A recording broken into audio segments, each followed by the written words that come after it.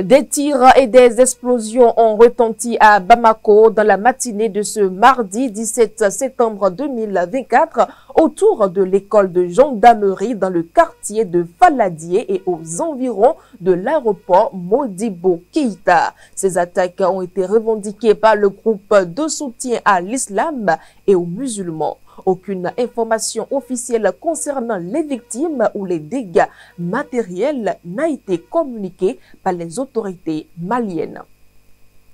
Dans un communiqué diffusé peu après 11 heures, l'organisation djihadiste affirme avoir mené une opération spécifique contre l'aéroport militaire et une base d'entraînement de la gendarmerie qui a entraîné d'énormes pertes humaines et matérielles, ainsi que la destruction de plusieurs avions de combat. De son côté, l'état-major général des armées a déclaré qu'un groupe de terroristes a tenté de s'infiltrer dans l'école de gendarmerie de Faladié, ajoutant que des ratissages étaient menés et que la situation était sous contrôle. Des suspects ont aussi été arrêtés. Si les autorités n'ont pour l'instant fourni aucun bilan humain, un officier a assuré que l'attaque contre l'école de gendarmerie avait fait plusieurs morts. Selon une autre source malienne, beaucoup de blessés ont été envoyés à l'hôpital du Mali, un des principaux établissements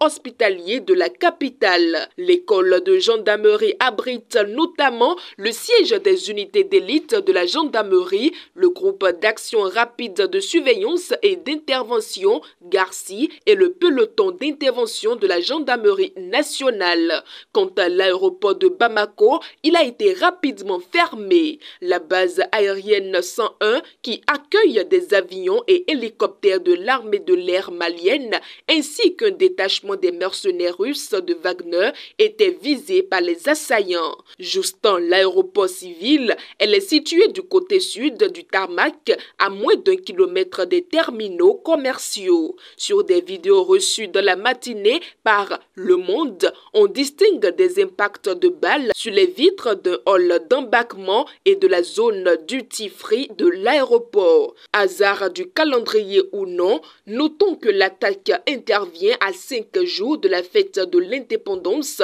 le 22 septembre prochain, mais aussi le jour de l'ouverture du procès de l'achat de l'avion présidentiel et d'équipements militaires par le régime d'Ibrahim Boubacar Keïta, Ibika, renversé le 18 août 2020 par la junte du colonel Goïta, dans lesquels plusieurs personnalités civiles et militaires sont accusées de corruption.